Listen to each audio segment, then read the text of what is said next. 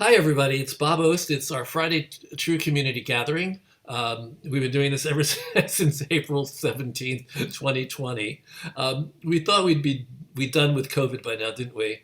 Well, we're far from done with COVID. As cautious as I've been, I rarely go out. I rarely go into public places. I always go out with a double mask, and I've caught COVID. So you're seeing me here right now with COVID. I did the home test yesterday, and it was positive. I was very sick on Wednesday, and I've got a variant that is described in all the news articles. Basically, it says people that are vaccinated who come down with Omicron, it manifests itself as a digestive problem. It becomes nauseating, tired, weak, really sick. I never want to feel that way ever again. But that was my Wednesday. I was better yesterday and I'm better today. But nevertheless, this is just a way of saying it can happen, everyone, as careful as you might be. So that's not to discourage you from being cautious. It's to encourage you to be as cautious as you've been and continue being cautious. Because what does cautious rhyme with? That's the alternative. I don't want anybody to go through what I went through on Wednesday, but I'm very lucky because it was only one day, and I see everything seems fine right now, but I'm going to be obviously quarantining. So we're still talking about COVID. Oh, I can't. I don't want to curse, but we see theater trying to open, and we see COVID saying no over and over again. In our world, in New York, in London, everywhere, shows are opening and people are getting infected, and the shows have to close. And I don't know when we're gonna get out of this cycle, but there is a light at the end of the tunnel. We're told that we're getting closer and closer to a place where, well, COVID is now manageable. If you get Omicron, it's not as serious, but we still need to be smart, and we need to be cautious, and we need to be masked and careful. I don't know what else to say. I mean, that's the way it is, guys. People that are COVID anti-vaxxers and COVID deniers and climate deniers, I don't understand any of you. Bless your hearts. You believe what you believe, and I'm not the one to tell you to change who you are or what you think. But do think about the repercussions for other people on this planet. Do think about whether maybe a conscience would come into being more careful and maybe not damaging the world any more than it's been damaged. And I'm saying this, if you're out there and you believe what you believe, you're not gonna like me for saying any of this anyway. I don't mean any harm, though. We love you. You're a fellow human being, and we have to live with you on this planet. So we'll do the best we can together. So we're still talking about COVID. We're still talking about virtual because a lot of things still have to be virtual. We're doing a benefit on March 20th, and the most sensible way that I thought for us to do it was the same we did it last year, would be a virtual event. I got a guest today who's been trying to convince me that virtual was the wave of the future since at least 10 years ago. I don't know how long ago it's been, but Kathryn, welcome into the room and welcome to TRU, and it's good to have you as a guest. When did you first start telling me that I should really be aware of all this stuff? I don't know. When did I meet you? I mean, I started doing this in 2007. I mean, and truly, so I'm going to tell you so in 2007, I was, can I give like a 2-minute biography? Absolutely. Like why I ended up here? Because I am a theater person. I went to Northwestern. I was on Apprentice Actors Theater of Louisville. And do you remember how we know each other? Not through this? You submitted yourself as an actress to me for a show that I was doing. Oh, see, I don't remember that. And that's how we met. I don't think about being an actor at all anymore. Oh my God. That's how we met. That. Oh, there. God, I don't remember that. Life is so long ago. But if anybody that's out there is an actor, and many of you are, you know, if you love the work, and I loved the work, it is so painful to never get to do it. So I started to find, when online video came out, I started to realize that, oh my goodness, this is a way to greenlight my own work. And I started doing my own work online. So I joined TRU as a self-producing producer in your first spot program. So whenever that was is when but I did my first live stream in 2007. And the story I always talk about that is I had been doing online video and started to get to know people in the online video world back then. It was a new media world then. It was the startup world. It was all the same thing. It was a very, very welcoming and open world. I went to every event, made a ton of friends. So very quickly I knew everyone. And I was doing an online video at the time, an online video series at the time, which came from something I was self-producing, but that aside. And I had some friends doing, there was a platform called Justin TV, which many of you might know now because it's Twitch TV, now worth $15 billion. But Justin TV launched on March 17th, I believe, 2007. And a month later, another platform called Ustream launched. And these were the first, like, really, really accessible. Anybody could go online and live stream. And a friend of mine did a show. So I went, you know, it's the middle of the afternoon. I went to see my friend Jeff and Chris do their show online, and I'm watching it and I'm thinking, oh, this is interesting. This is interesting. And then the thing that's most important that it took me a while to relearn is then they started talking to the audience and they're like, oh, so-and-so's here from Florida and so-and-so's here from so-and-so. And I'm like, oh my God, like global audience, or at least national audience. And they're like, oh, Kathryn Jones is here from New York. And I go, oh my God, I'm in the show. Oh my God, I'm in their show. And literally, like, my heart started to beat like this. And I realized this was a future for the performing arts. And I did my first live streamed event, which was, I didn't understand the medium quite yet. So, but what I did is 6 months later, I did a 10 episode, 10-minute series live web series written by a guy named Shar White, like a Broadway guy who's, you know, my husband's best friend, and directed by a Sundance guy, which matters when I'll tell you what the biggest thing I learned from it. But we did 10-minute live episodes, live online from a 5-story apartment, five cameras live online from a 5-story brownstone in Harlem. And that was the first thing I did in 2007. So been doing it since then. So I wasn't all that open to it back then. I didn't understand it. I just didn't understand it. I was so focused on keeping things going with TRU and having our live panels and our live meetings and our live programs and workshops and all this. And when COVID hit, I was just terrified of going into Zoom. I thought that it would be less personal. I thought you actually pulled out exactly one of the things that became an aha moment for me, which is that yes, the people that are in the room are actually participants and they actually do feel part of it if you're doing it right. I mean, I hope I'm doing it right every week. I hope that everybody in the room feels like they're a part of this community. For us, it was because we couldn't get together live, and yet over it's almost 2 years now. We've been doing this, and people are so grateful to be in the room with people, and we do have learned to socialize. It was a lesson in a different kind of socialization, understanding how to socialize virtually. Some people don't do it. Some people still can't do it and don't want to do it. But here we are. I finally caught up a little bit with you. I certainly don't have the sophisticated knowledge and skills that you have.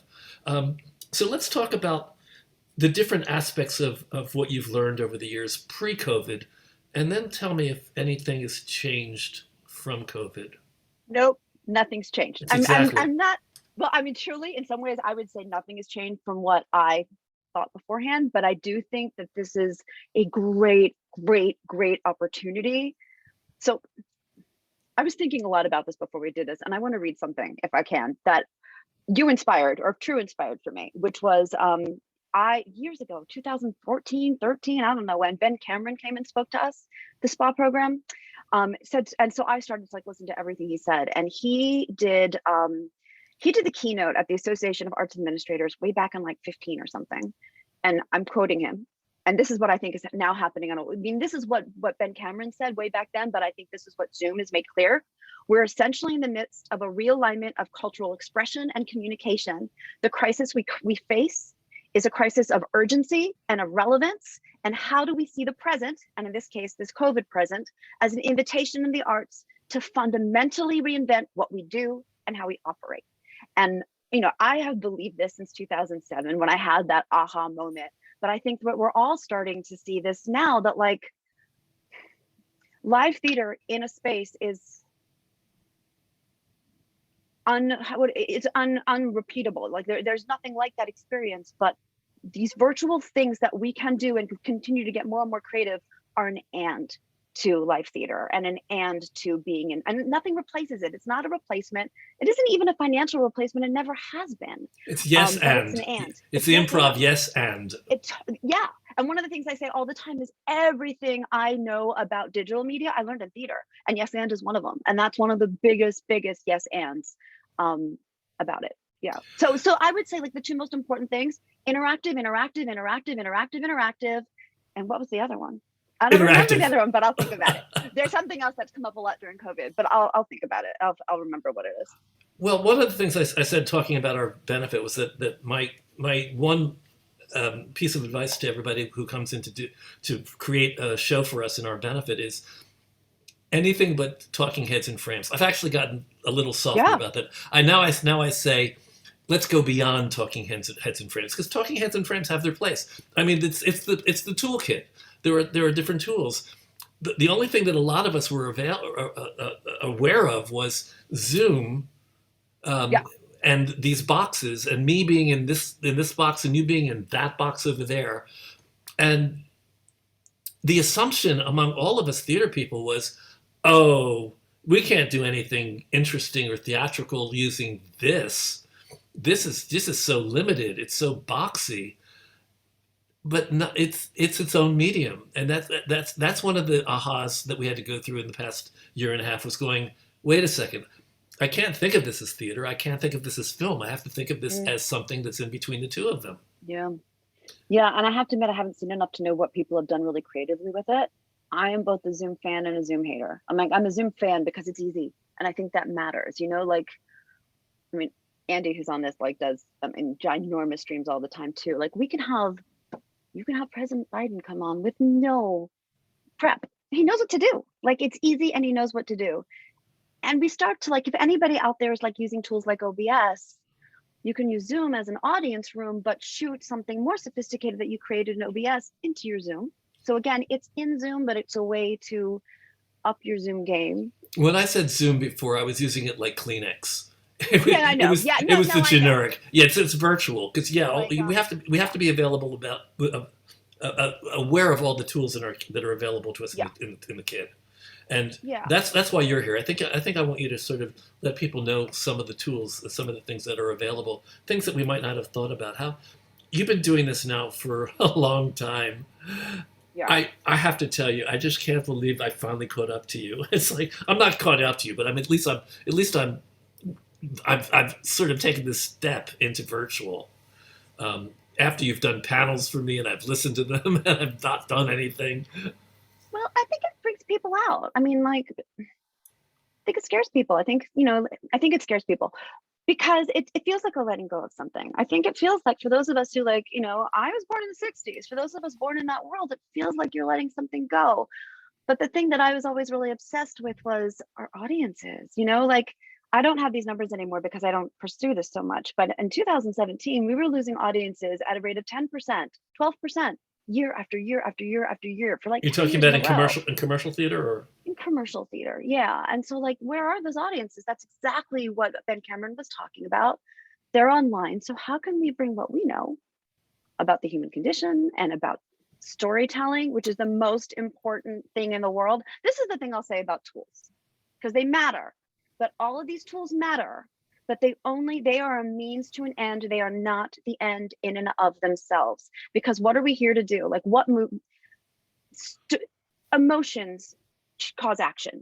Story is what makes change. People don't make a change in their life because of facts.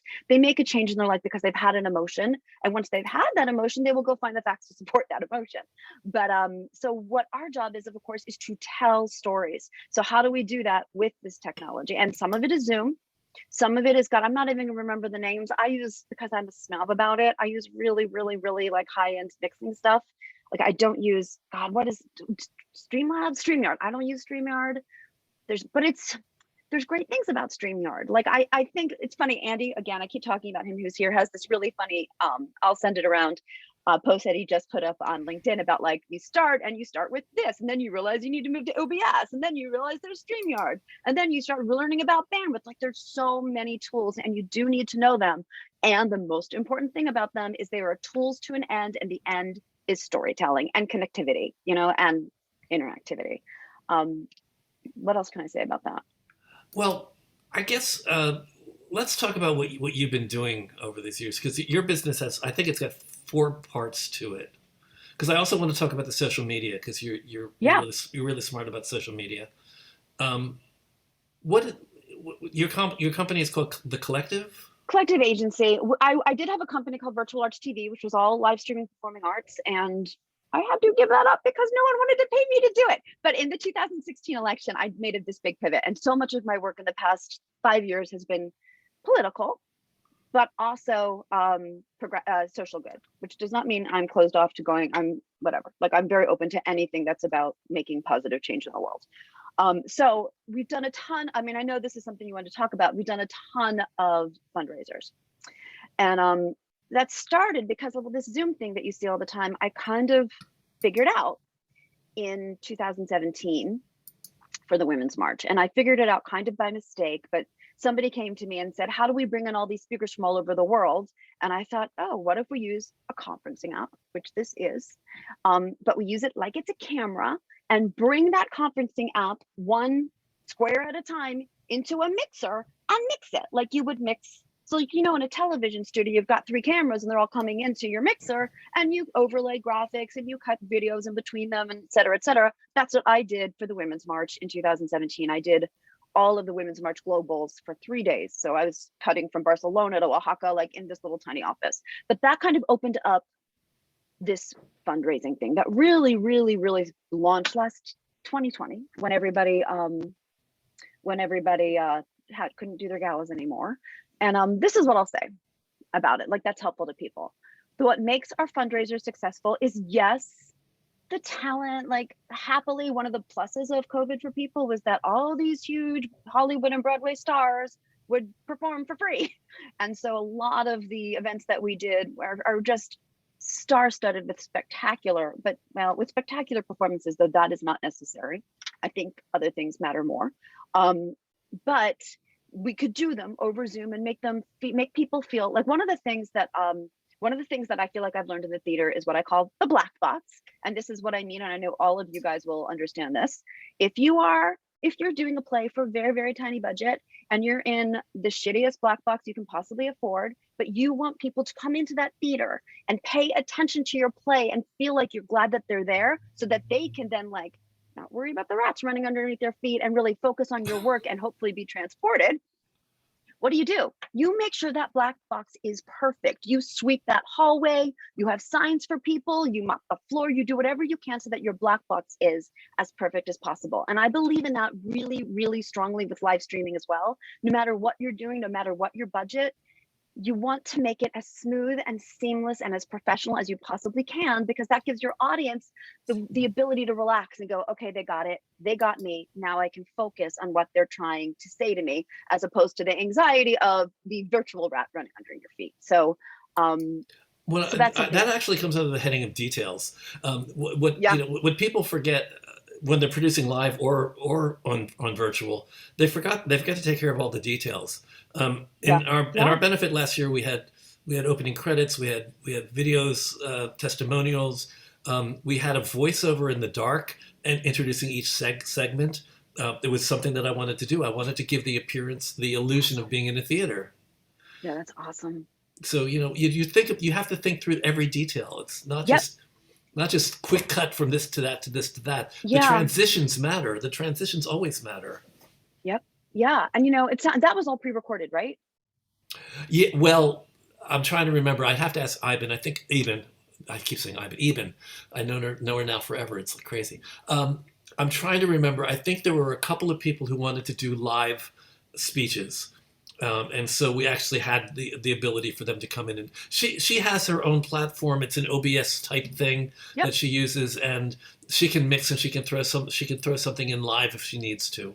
But for most of it was Which ninety I think is percent was interesting. I recorded, mean, it sounds but it was amazing. pre-record. It was pre-recorded in a way so that I was being a playwright. I was being a writer. I was thinking about how can I make people think this is live. Oh, So that's great. it was written in a way so that it sounded like it was live.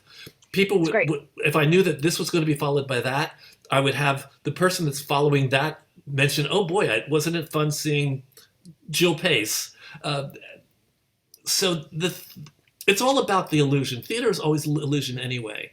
So here's a key question I want to ask you. What makes it theater? If we're doing something on Zoom, what makes it theater? I do not know. Okay, that's a really good question. Gosh darn it, Bob. I've thought about this all day, and that is not a question I thought about. What makes it It's theater? interesting. It's a question that comes up all the time. I have an answer, but I want to see what you say. I'm not sure I'm going to have a good answer. I'm really interested to hear what yours is. What makes it theater? I It's don't know. I theater would because say we it's say it is. storytelling. It's Maybe theater that's the best because we say answer. it is. I mean, if it looks like a duck and quacks like a duck, it's a duck. I mean, honestly, when I was fighting with equity, when I did some of my past things, and I kept saying like, they, I was like, well, maybe it's not theater, and they're like, well, if it looks like a duck and quacks like a duck, it's theater, and that caused me problems. But but now we can spin it. Where it's 10 years later, it looks like a duck and quacks like a duck, therefore it's theater. Exactly, and basically it's because we're recreating an experience on film. Admittedly, it's filmed, but we're trying to create it in a theatrical way. Our sensibilities are theatrical. I think that somebody that was from the film world might be doing these things differently than we are doing them. Yeah. Um, Yeah, dance has always done a brilliant job of this. And this is again like why I think it is an and, not an instead. Um, Dance has always kind of understood, and I remember this from 13 years ago, that filming dance is not the same thing as watching a dance. And I would mostly advocate for, if you are filming a play, to not set up, certainly never. I mean, I've never seen a play where I want to see the camera set up like this. Never. Like maybe there's a play where that happens, but I mostly find you want them here and here and here and then here and here, because it depends on like how that play is blocked. But you also want to give people an experience they can't have in the theater. You want to give them the close-ups they could never have in the theater. You might want to direct their eye more. You definitely want to direct their eye more than you would in the theater, because just tension. Like one of the things I remember, again, and everything I learned in the theater. I remember acting at Northwestern and my teacher talking to us. This was an acting class, but like even in an acting scene, you never wanted two people standing because there's no tension in two people standing. And I would say the same is true from a wide shot. There is no tension in a wide shot. You always want to be cutting from from camera to camera to camera to camera, because if I'm now watching on a two-dimensional screen, I've got to recreate some of the tension that isn't going to come through a camera lens, through a two-dimensional screen, by the way that like you guide the viewer's eye through that experience. it's all very mysterious, and I don't know if I have. There's some great stuff going on in the chat, by the way. I know, and I'm having a hard time. I'm seeing there's great stuff, and I'm having a hard time reading and doing that at the same time. Old school. Kathryn says, "Well, old school thinking theater requires presence, the presence of performance and audience sharing a space in a certain time." But we are recreating that with Zoom. The other thing that surprised us about Zoom, surprised almost all of us, those of us who haven't realized it yet are going to eventually figure it out. It's intimate. Yeah, it's super intimate. And one of the things I always advise my clients about is like sometimes they want to do these big fancy shows as a webinar, and I push so hard for them, because no matter what, we're shooting the show into Zoom, so the show is happening somewhere else when we do it most of the time. But no matter what, I push so hard for them to do it as a Zoom room, because so the audience can see each other, so you can see the audience, so we can chat to each other. And I want to say something, Kathryn, about, and I remember you from so well back, it's so nice to see you, about presence. I think that is also an and what I'm going to tell everybody to do is go to Twitch. It is a $15 billion live streaming platform. It is a gaming platform. However, like the Just Chatting channels are the most popular channels on the platform. But my point is, those audience members, they feel like they're present. The thing about Twitch that is so effective, and the reason why their viewer times are 90 minutes as opposed to Facebook and YouTube and Twitter, which are about 3 seconds to 4 minutes, is because they make the audience members a part of the show. And true or not, and we could take this to a psychologist up the wazoo, their audiences feel like they intimately know their hosts and they feel like they're present. Are they? But, and like, you know, again, like I was born in the 60s, I have a whole kind of different perspective. But if we are going to grow awareness for the performing arts, not just sell tickets, but grow awareness and grow audiences, I think that's going to matter for the future of the performing arts, is to speak to that generation in languages that they respond to. And their idea of presence, for better or worse, is really different from mine. Emelina Pedigo quotes Peter Brook from The Empty Room. I think it's not in The Empty Space. All you need is an interaction and a viewer to make it theater. Again, you know, there's simpler ways of looking at theater. We can't say that anything on virtual platform is live theater, but we can say that it's theater if we choose to say Okay, but that. we say NFL football is live football. Like, why is Monday Night Football live, but theater isn't? Well, you know what? It is live if it's being performed live. If it's live streaming, sure. If it's been pre-recorded and pre-edited, maybe not. Then, you know, then it's more in the film world. But yeah, actually, that is another distinction we should keep in mind. Live. What are the live elements? Like, I had to think of that last year and this year as well. I wanted there to be live elements. The live element we finally put into our benefit last year was a reception afterwards. Basically, I had 6 plays. I had 6 breakout rooms. Each room represented one of the plays and had celebrities in each room, and people just went from room to room and met people and talked. That was live. That was interactive. That's great. So that was the one thing, and we're going to do that again this year. So in general, you know, to everybody, think about what can be the live aspects of your virtual presentation, of your virtual event or fundraiser. Can't keep up with all the chat. Oh my goodness. Definition of presence changes with the generations. What else? I'll throw out a couple other ideas to make things live, depending on what you're doing and what's appropriate. But wait, I want to tell another story too. The first night I went live with something, and again, like I said, I'll circle back to this, you know, this live stream web series that I did in 2007. You know, back then I was on this platform called Ustream, and there was a chat room next door. And I was like, well, we're turning off the chat room because this is theater. And, you know, I have a Broadway writer. He wasn't a Broadway writer then, but he was on his way. And I turned the chat room off. And this was September 19, 2007, and learned that night. That's not why people come online. People come online to chat.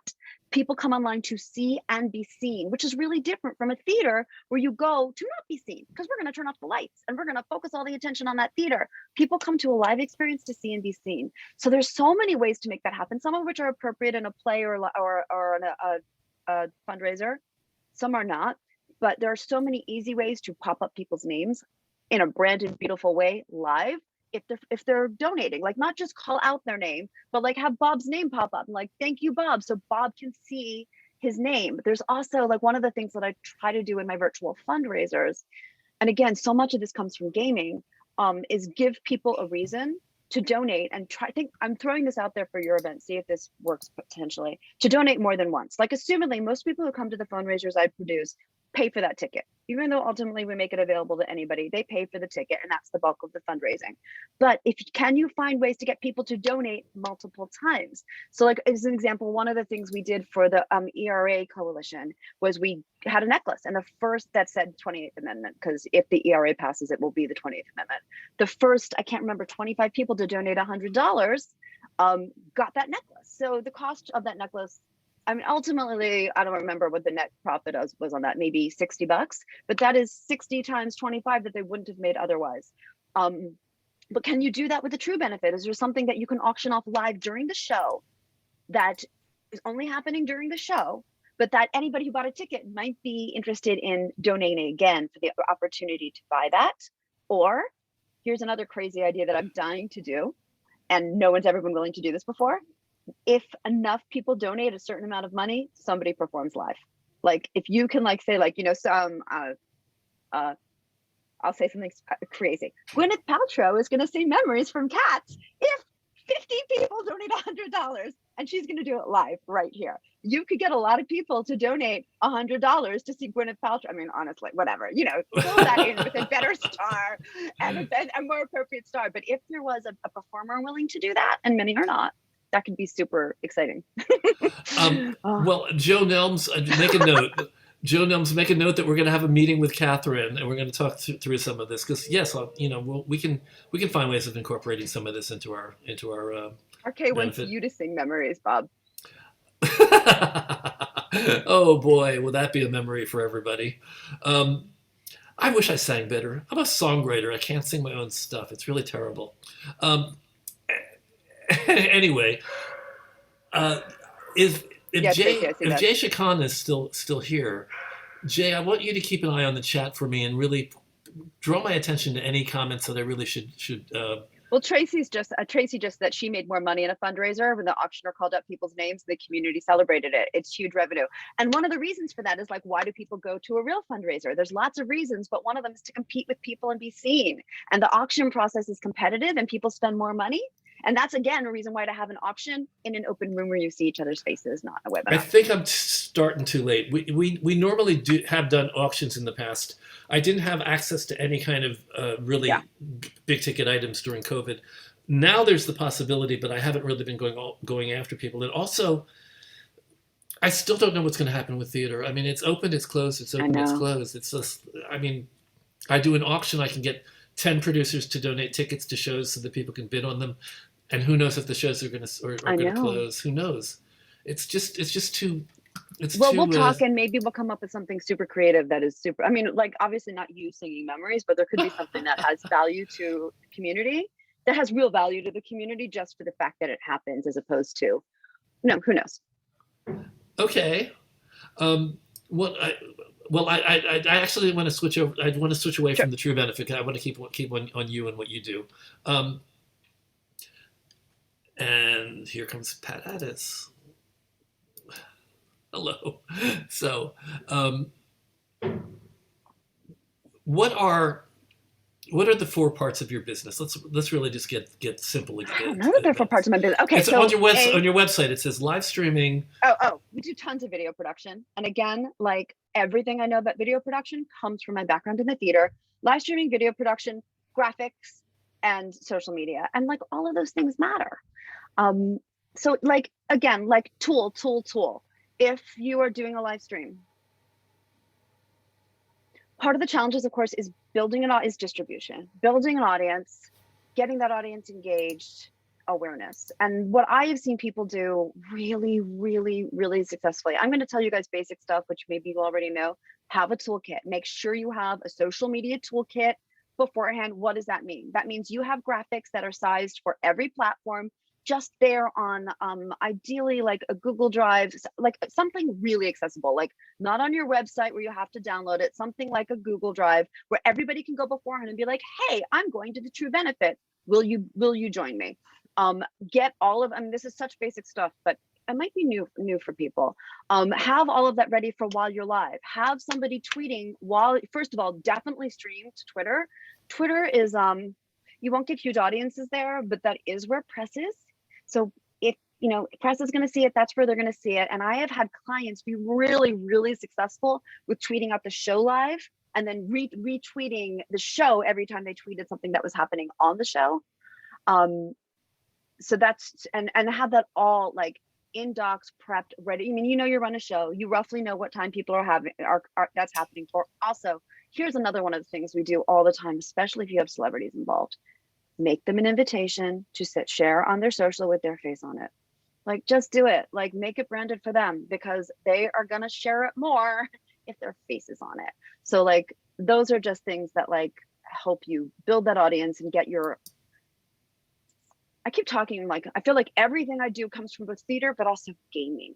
And I was at a gaming conference, and this is something to think about. Like, if you have celebrities involved, really, because you guys are worth it, push them to invite their audience, because to some degree, there's no point in having a celebrity if they're not going to bring their audience. Now that is a very black and white statement, but that is it's a very black and white statement. I can see the reasons for having them, but this comes from a company where we're really trying to raise $1 million for Muscular Dystrophy Association or something. And if the celebrity's not pulling for you, you're not going to raise $1 million.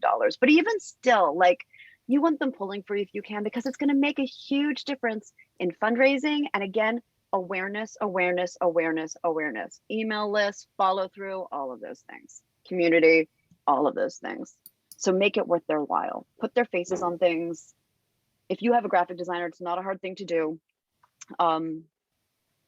Yeah, so, and also like the video, you know, one of the things I always say is that a live stream could be many things. And some of the most successful ones I've seen are completely unscripted. Like some of the most brilliant things are get a bunch of celebrities to read a sitcom, you know, like those things are incredibly fun. It's a surprise. This is something that I always talk about. I just want to point out that your idea about Gwyneth Paltrow is taken. It's really taken off in the chat. Sean's Pollock says he would donate so hard to see Gwen sing Memory, while Emelina Pettico says, I donate to stop her. I'm with you, Remy. Totally with you. So there's an idea. Tita, I see that. I will check that out. Thank you. Tita's saying to check out address lists at Rattlestick, which is by Jonathan Payne. And, you know, again, like whatever you think of gaming, and I have lots of thoughts in it, I work in it sometimes, they have figured this out, and they're brilliant in the way that they activate their audience and keep their audience. They make their audience feel like they are part of the show, and they are so loyal, and they watch for hours and come back and give so much money. So there's a lot to be learned. Yeah, it's not, I'm not there yet. I don't know. You can talk about gaming and I'll just go, yeah, sure. Yeah. I have no idea. About any of it. I know I should. Basically, when life says do it, I do it. Life said do virtual. Said it in March of 2020, so I did it. Life has not said learn gaming to me yet. I'm waiting. For I don't think you should learn gaming, but maybe read about, like, there's a platform, you guys, called Tiltify, if anybody knows it or doesn't know it. And Tiltify is the fundraising platform for gaming. And it's worth just looking at because of the tools they build into gaming. And gaming fundraisers, I don't know what they made last year, something like 90 million the year before. I mean, they raise millions of dollars, mostly in small donations, millions. And because they have gamified that process, you know, they have all sorts of milestones they set up, like the Gwyneth Paltrow idea is a great milestone, rewards like the necklace idea, great reward, all these things that keep the audience leaning forward.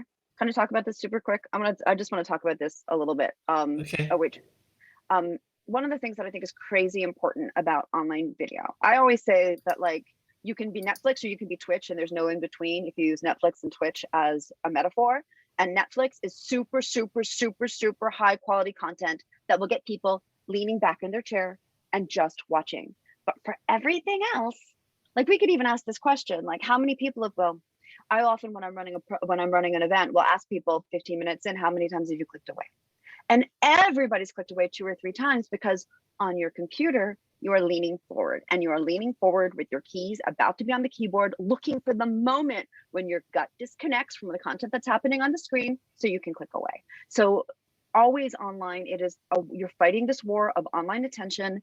And that's one of the things that gamification does, is that it keeps that audience leaning forward, hoping to see their name on the screen, hoping to win the necklace, wanting to see if Gwyneth Paltrow is going to sing Memories. Hearing their name is just, it means, like, that it did for me on April 17th, 2007, when they said Kathryn Jones is watching from New York. And I went, oh my God, like, all of a sudden, and I see this happen with audiences all the time. I'm going to say the silliest thing, but I mattered. And obviously that doesn't reflect at all my purpose in this world, but it made me feel a part of something in a really, really important way. Yeah, so feeling seen is key. That's what Kathryn just said. Yeah. I'm going to go in a slightly different direction. I want to talk about combining what we've learned in virtual with live theater. Let's talk about that a little bit. Going forward, assuming we have a world where we can perform live and we can do live theater again, what is it from the virtual world that we can take with us into that to make that experience more successful or more emotional? Well, this is what I think. more effective? Besides live streaming? I mean, this is, I'm not Well, not don't say saying besides. Let's talk about that for a second, because people don't always I mean, think this about is what I that. do. This is what I wanted to do since, I don't know, 2008, 7. Like, I think shows should be streamed every night, like the way that I'm going to see it on this weekend, the way they're doing with Clyde's right now. Because this is why. Because first of all, in terms of revenues, mostly what you see when you live stream a play is ticket revenues for that play in real life go up. And I remember this is a National Theater number from the mid aughts. But when National Theater live streamed to any town in England, the other theaters in that town saw an upsweep in their ticket sales by 10%, because you're increasing the audience. You're growing awareness. You're giving people whatever. I don't need to tell you why. It's obvious why. But Well, there's a history. There's a history of that. I mean, there's a resistance in yeah, theater. Legally Blonde, as I recall, yes, was the first show to actually just go out there and say we're gonna televise this, and everybody said, "Oh my God, you're going to cannibalize your ticket sales." and they didn't, right? It didn't really. It didn't. It didn't improve the sales in New York to the point where it was doing noticeably better. But when they went on the road, when it toured, Legally Blonde did very well, and a lot of it we believe is because the people had been aware of the product from seeing it broadcast. Yeah. And this is why I think it didn't help sales in New York, because the online audience is not, for the most part, looking to sit back and watch something. They're looking to lean forward and be part of something. So I think the way to capitalize on Legally Blonde is to include your audience in this experience. Have chat rooms, have pre-shows, have post-shows, call those people out, because we know, you see it now on TikTok, you see it on Instagram. I'm like, now there's a word for it. I used to talk about this all the time. You can turn everybody into your show into an influencer. Like small scale, large scale, they're all going to have fans. Those fans are going to come back every night to see Bob Austin, his play, but also to see each other. I mean, this has been true since 2007, no pun intended. And it's more true now, because now people can like publicize that, oh, they're friends with Bob Austin, they can put that on Instagram. Like, it's this kind of like vicious circle of like, press or whatever you want to go. Some of it's horrible for our society, so I'm speaking with forked tongue. But that aside, like, every person in your Broadway show can become an influencer. They can have a fan base, and that fan base wants to come and meet you in New York. It's just going to ultimately, I think, help New York tickets, and certainly help tickets for tours. Well, I think we become a little. Well, Tracy Swedlow was mentioning Broadway HD. I think the last time you were on a panel, it was with Stuart and Bonnie, wasn't it? Yep, it was with Bonnie. I have been in panels with Stuart and Bonnie years ago, but this one was just Bonnie. Yeah, so Broadway HD is building a community platform, as Tracy is pointing out.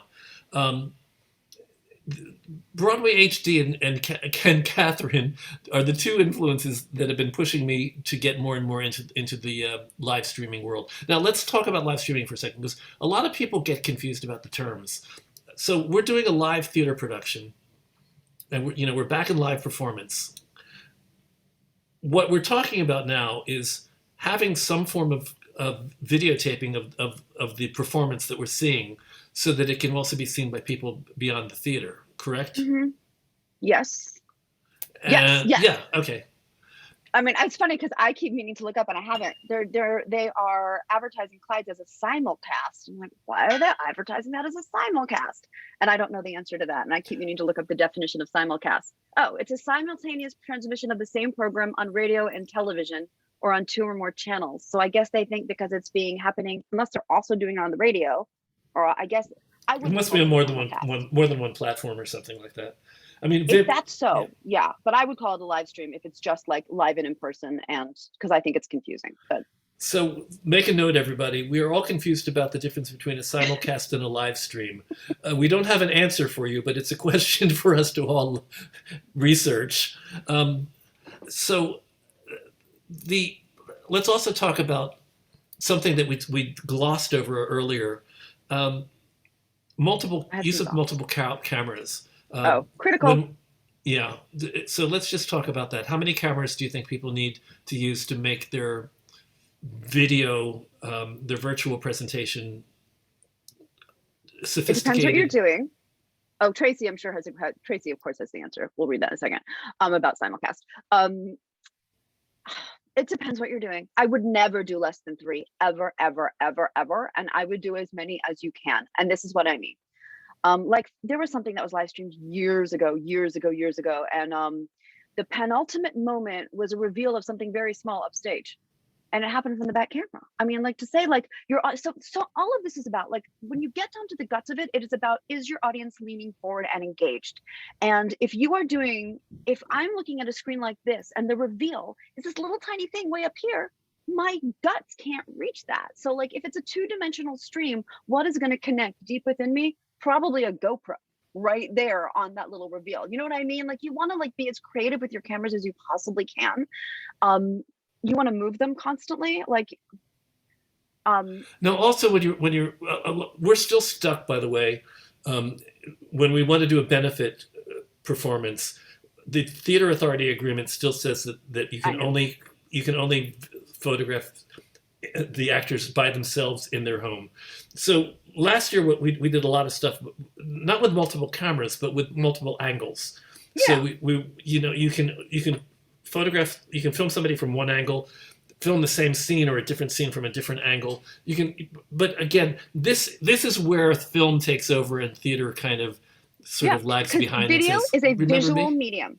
Period. The end. It is a visual medium. If you're going to do something that is not watchable, and I don't mean that as a negative, it's just not watchable. That's not, then really, like, I love when Jane is like making audio podcasts. That's a great thing to do, because like I've been to some readings and I like listened and watched, and I found myself doing other things because I could just listen to it, because video is a visual medium. So like if you're doing something like that, like a shoot, you want to like find ways to tell that story in a very, very visual way, because video is a visual medium.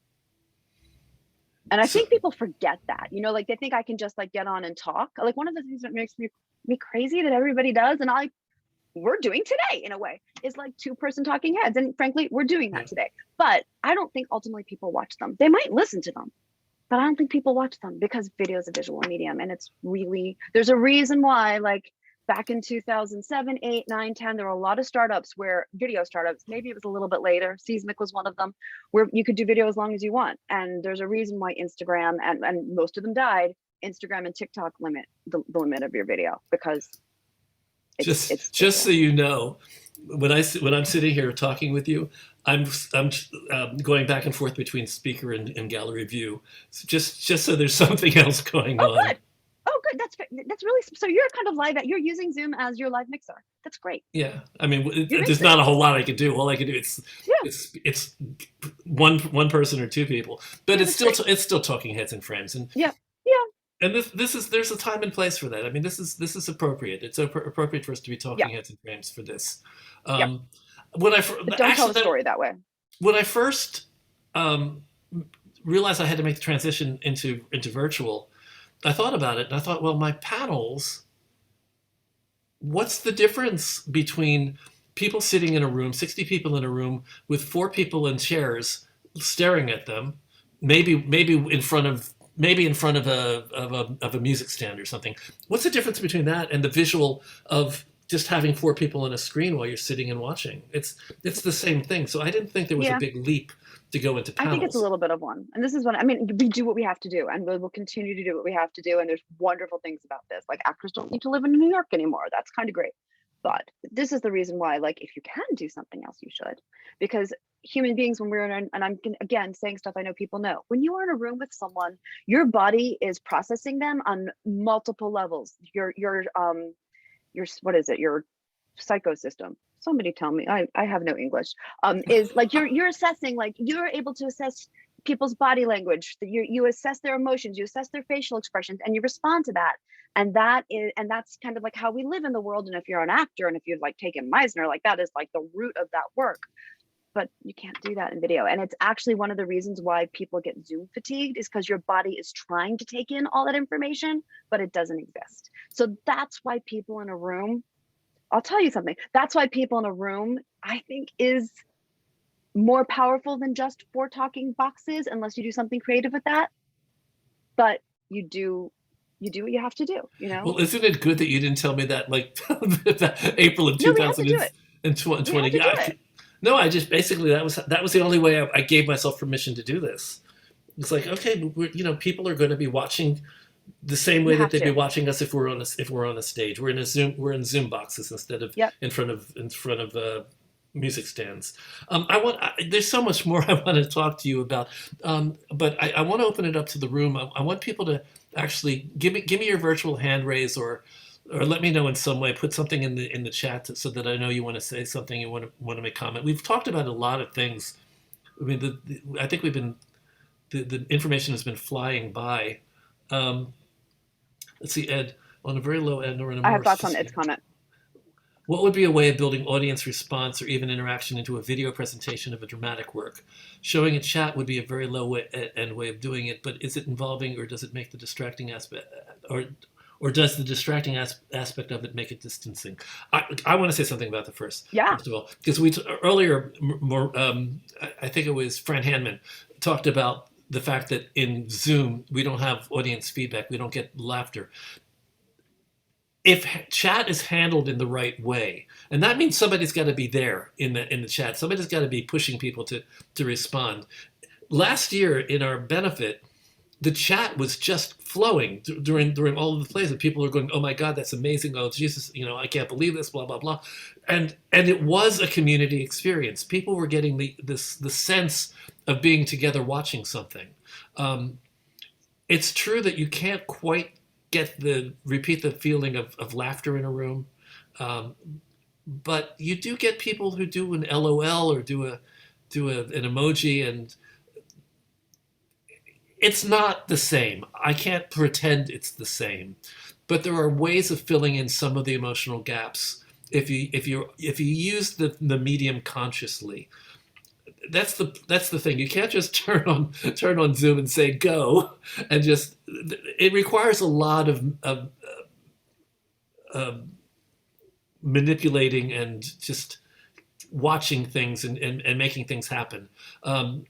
I would be better at this right now if I had my assistant or somebody really pulling out the comments and saying, Kathryn says this, blah blah blah. I can't hold the conversation and do the same thing. I try as best as I can. So I think that the well, I just pulled this away from you. It was a question to you. No.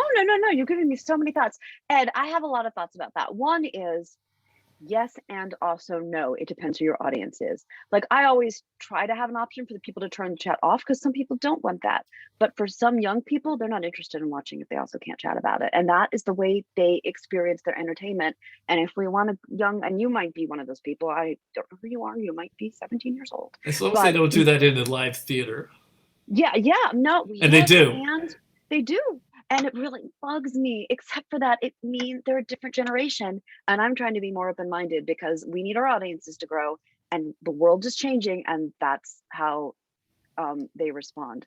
I had another thought about that too. And of course, one of my favorite platforms that got bought by Kickstarter and then Kickstarter killed it was a platform called Huzzah, which had zero, this was back before Zoom really existed. It had no lag. It was amazing. Used for concerts, so not theater. So this is important. But people could, if they were approved, their little icon would pop up in the bottom right of the video, and they could be dancing, or they could be singing, and they could be cheering live in real time. And for music, it was really fun. It was a really great way to get the energy of the audience. You literally saw that person. I think they would record the video a second before, but it was super, super fast. And that was a fun way to make that happen. But I just would encourage people to be really open-minded that Gen Z and younger millennials experience entertainment really differently than we do. And what keeps us engaged is different from what keeps them engaged. Well, you got to know your audience. Yeah. Although it's interesting, because we're all trying to get younger audiences. We've been trying that for Right. years and We years have and to. years. We have to. Yeah. And I was going to say something else. This is a real life thing. So my husband is doing a farce right now in at North Carolina theater, whatever. It's a tiny little house, 150 person house, small things, and they're only selling half the seats. And I was like, you've got to, and it's a farce. You cannot have a farce without laughter. I'm like, they've got to pump in fake laughter. They won't listen to me, but but I actually think that's a good idea, because a farce needs, to your point, Ed, a farce needs laughter and 17 people in a big empty space probably aren't going to laugh if they don't have any help. So you got to find a way to make that virtual too. Yeah, it's a lot of these are challenges. These are, none of it's easy. We're all doing the best we can. Um, Ralph, seniors on my base. Kids want to be the show. Grown-ups just want to sit and watch others. Okay. That's so well put, Ralph. Kids want to Okay. be the show. They do. Yep, that makes sense. Again, I'm encouraging people to put up their the virtual hands. Does everybody know where the reactions uh, window is? At the bottom, there's a reactions window. Ralph, come in and or not or whatever. Just put your You can hear me, right, Bob? Yeah, I can hear you. Yeah. So Kathryn, I'm starting a collaboration with a co-director out on the West Coast, and we're starting to sort of put a team together. And I know we want to bring on like a digital designer, a vision mixer, a showrunner. Do you have any like ideas of where we would go to sort of, I don't know, post a call to hire these sorts of people? Not really. I need to know that too. I have ideas, but not great ones. And this is the problem. Everybody's seen technology as the end. I mean, I said this earlier, as the end in and of itself. So most of the people who live stream are awesome people who know how to run a mixer and know how to like handle bandwidth and all that stuff. They aren't creatives. And that is like how I differentiate from everybody, is that like, I know that stuff. And not, I hire an EID for every show, but I'm the creative. But that's really because everybody's just seen this as technology, and we're just finally going, oh, there's got to be creativity added to this. So it's hard. However, there is a group on Facebook called Livestreaming Managers, which is filled with people who do the technical side of live streaming. But go look for Livestreaming Managers. I think it just became a public group. Post it there, and you might find somebody. Paul Smith wants to know, what do you feel about the use of AI to embody live audience responses? It sounds horrible, but it might be amazing. I have no idea. What do you think? It sounds scary to me. I know, but it might be amazing. All of this stuff, until you try it, and not only try it once. I mean, try it once and don't do it right, and then try it again and maybe get it better. That's the whole point of today's discussion. It's like I'm not going to throw away the virtual toolbox once we go into live theater. I'm just not going to do it. You reach a national audience. There is no other way to reach a national audience. And international. Yep. We usually have at least 3 or 4 people from around the world in our Zooms every Friday. I'm going to tell you one other little thing to that point. The NFT community, and you guys can talk about NFTs another time, but the way they all say hello to each other is GM for good morning, because it's morning somewhere, because it's such an international community. They're all on Discord, and it's good morning somewhere. I have a lot of Australians who come to my Zooms. It's like, what time is it there? It's 9 o'clock in the morning, but we're fine. We love it. It's like, okay. I would not be up at 9 o'clock in the morning for anybody's Zoom. Sean Pollock, talk to us. Hey, I have a question for you, Kathryn. So first of all, I'm so excited about the work you're doing. Sounds so awesome. And as a millennial, I couldn't agree more that we need to do more to get young people involved. Young people love Twitch, Discord, the whole 9 yards. Totally with you, 100%. I have a technical question here. Mm-hmm. So for some producers like myself that work on a budget, sometimes in New York will do showcase codes, right? Yep. And you can't film a showcase code without permission from equity. Yeah, I know. And I know they say no a lot. So I have a question. Is there any, could you theoretically do a showcase code, take someone's saying SAG new media contract. So what I'm asking is can you do a showcase code live, the show closes, and then you film it and broadcast? Because then it's not technically the same production, right? Or those will be 2 different contracts. So basically, your showcase code will be with equity. After the show is finished, it's run, and if you are filming it, then you have to go into a SAG contract. And when I tried doing this, but it was really long ago, equity wouldn't let SAG give me the contract, because that's when they're like, if it looks like a duck and quacks like a duck, it's a duck, it's theater. But it's now probably 8 years later. They might let you do it now, Sean. I know during COVID so far, there have been contracts where equity has allowed. Well, I don't know whether it's equity or SAG. There's been there's been talk about contracts where you do a live performance and simultaneously can. Oh, that's it. Because of the reduced theater space, because everybody has to do 50%. They're allowing people to shoot, to film, and live stream, and they give you a mathematical equation on how you can figure out how many tickets you can sell for live stream, but you're limited. Yeah, my understanding, because I know RK asked about this a little bit. I know almost nothing about the Clyde's contract, but my understanding is it is a very limited audience, which I think is fucking ridiculous. But you know, it is RK, don't you know something about this? You've told me something about this, haven't you? Are you still here? Me? Yeah. No, RK Green. RK Green. Yeah, hi. Didn't you tell me something about it because of? Well, in Chicago, when the pandemic first hit, they allowed theaters that were were currently playing, and nobody was coming to them, to be able to live stream to an audience the size of their theaters, and that was a very limited time. And now that's 2 years ago. I've not found a way at all to really make this happen. So I was kind of interested to see what Clyde's was doing. Because the costs don't. Well, it is also my understanding. I don't know if I'm even allowed to say. I mean, I don't know. Someone told me they got a $250,000 grant from somebody. I think some Black Lives Matter / Georgia voter or something. Because I mean, it's not. I actually don't know what the play's about. I'm really excited to see it. But my understanding is they got a $250,000 grant. I think they were streaming 10 performances, which is frankly not that much money for 10 performances, because I mean, it's just super labor intensive. Streaming is labor intensive. It's expensive because the equipment is expensive and it's labor intensive. And I can't imagine, like, to your point, RK, like if you can only stream to 60 people, you can't possibly make up the cost for that streaming, not if you're going to do it in any kind of way that works. No, it's almost a lost leader type of thing. Yes. But if you're going to be wanting to create an audience, that's it. I mean, I was investigating it when I was looking to put a smaller show into 59 East 59th Street, and wanted to promote the show to its next stage, but pandemic got in the way.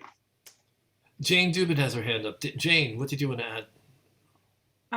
I don't quote me on any of this, but I think the formula for how many people can watch a live stream has to do with, number one, how many, some percentage of the available seats, live seats, and assuming that the live seats are not sold out for this run, it's going to be more seats than you think there are that available tickets for people to watch.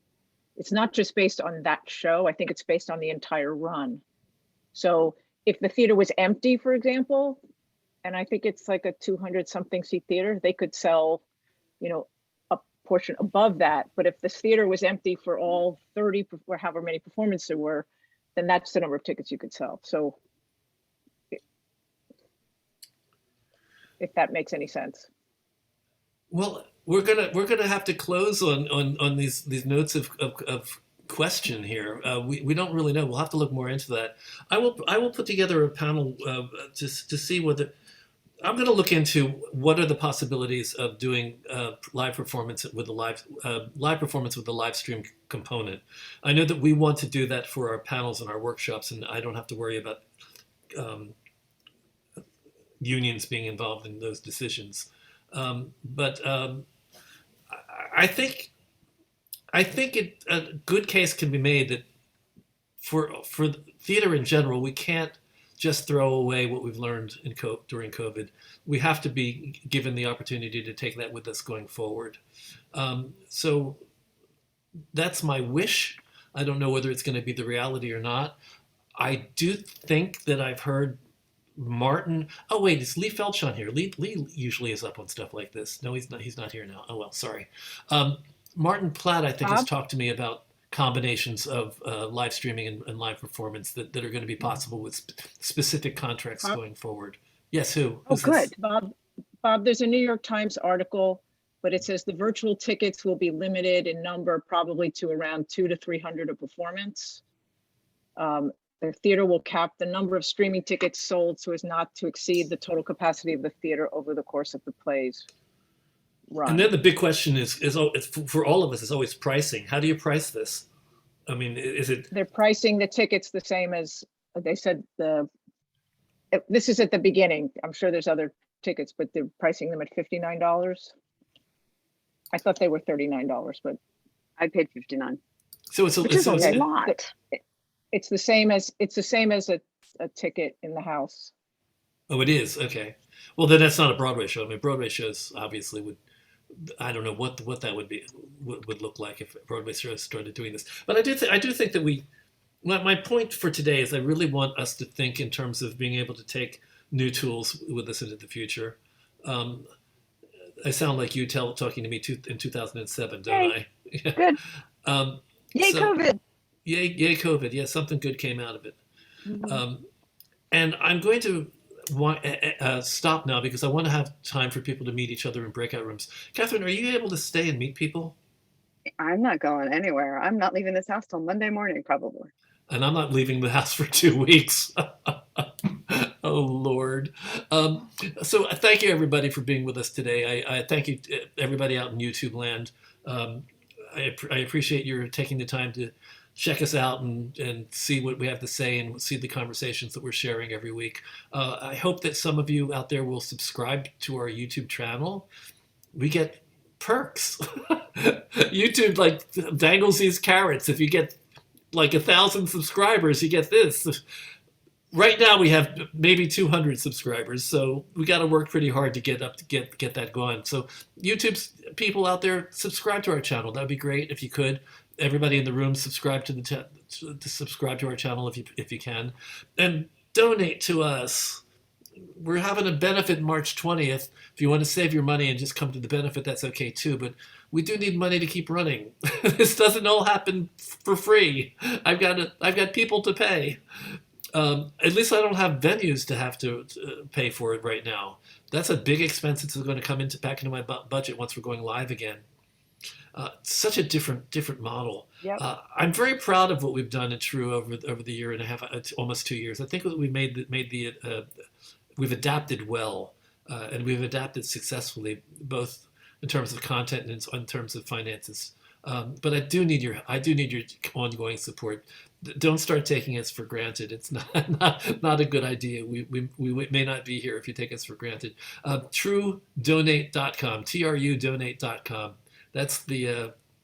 I should just put it in here. My problem is when I'm talking and I type, it sounds like the end of the world. Bob. Oh, it's in there now. Oh, there it is. TRUDonate.com. So anybody who can help us, we appreciate it.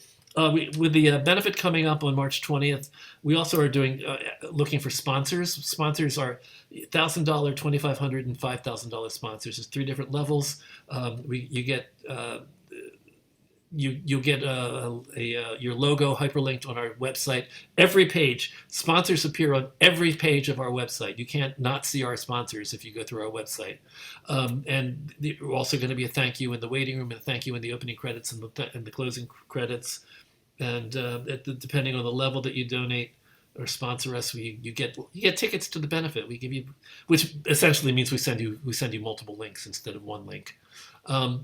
So that's it. Help us if you can, and thank you for being with us, and thank you for being part of the TRU community, everybody.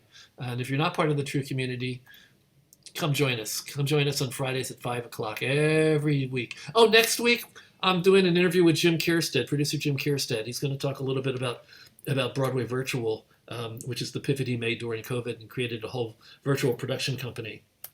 And he's going to talk about other stuff too. And then in 2 weeks we have is the Great White Way getting a little less white? It's going to be sort of a sensitive conversation about DEI and the need for change right now in our world and in our business. So stay with us, be part of us. That's it. Thank you.